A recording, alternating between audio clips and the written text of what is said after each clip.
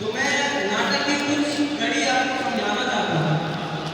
तो वक्त है ये 1930 का, जब दुनिया के शब्दकोश में मानव अधिकार आ चुका था और इसी वजह से अंग्रेजी हुकूमत खुद को एक उदारवादी सरकार दिखाने के लिए आज़ादी की उठ रही मांगों को दबा रही थी और खुद को एक उदारवादी सरकार दिखा रही थी। यह बात भगत सिंह ने देखी और उन्होंने निश्चय किया कि वो पार्लियामेंट में बम फोड़ेंगे और पूरी दुनिया को दिखा देंगे इस अंग्रेजी हुकूमत का काला धन।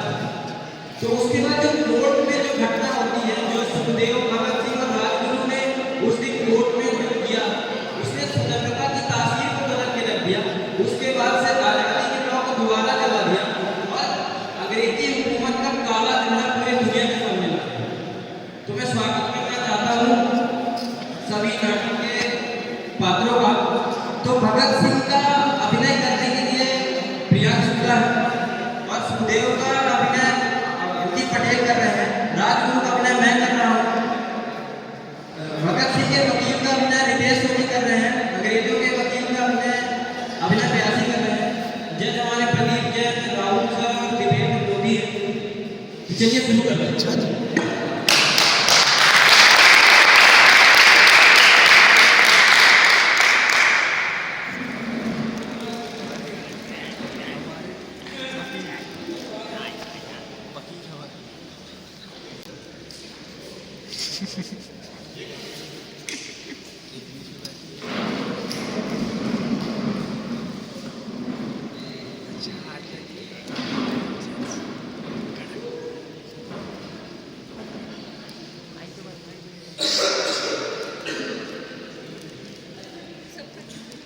Let's start the court proceedings.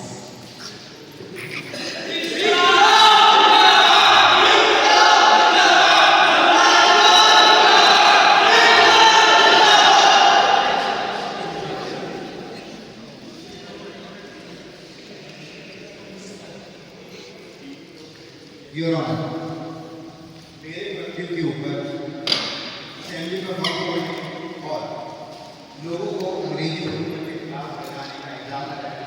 मेरे वकील आपको बताना चाहेंगे कि इसके पीछे इसका क्या कारण था और क्या हुआ। They commit a crime. God is not interested into the drawing the reasons. Your Honor, आपने कभी किसी को फांसी की सजा दी है? What kind of this question? Of course, several things. तो अगर आपको इस फैसले से आपकी नियत यानी आपके मुद्दे को हटा दिया जाए तो आप लोग ये करने में क्या मदद करेगा? किसी भी जुर्म के पीछे की वजह या उसका मोटिव जाने लेना क्या नहीं किया जा सकता? क्या मैं अपनी बात कह सकता हूँ? You may. हम बम बनाना चाहते हैं, इसलिए हम अपनी ताकत को भी समझते हैं।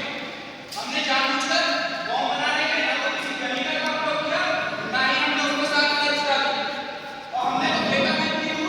ताकि किसी को नुकसान ना हो। हम इंसानी जीवन की कीमत समझते हैं, हम उनका सम्मान करते हैं, हम उनसे प्यार करते हैं। हमारा मकसद किसी को मारना नहीं था, हमारा मकसद केवल अपनी बात सुनाना था। और बहनों को सुनाने के लिए धमाके की जरूरत होती है, इसलिए हमने ये बम फोड़ा। ये बम चेतावनी है अंग्रेजी हुकूमत के लिए कि उनका समय इस देश में पूरा हो चुका है।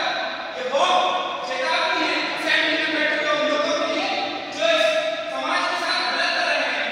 हमारे देश का आधार हमारे किसान भाई और हमारे मजदूर भाई हैं।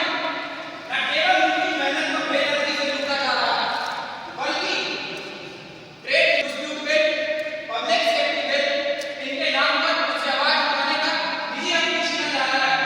इसलिए हमने उनके आवाज उठाना अपना हक समझा, इसलिए हमने ये बम फोड़ा। हमारी आने वाली पीढ़ी को ये निश्चय करना होगा कि वो किस तरीके का भविष्य चाहते हैं। उन्हें सवाल पूछना सीखना होगा। किसी के पीछे आग मूंदकर चलना भी एक तरीके की गुलामी ही है।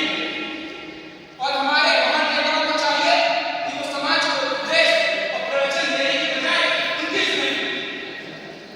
Mr. Sen, some hard decision has to be taken to rule this poor and wicked.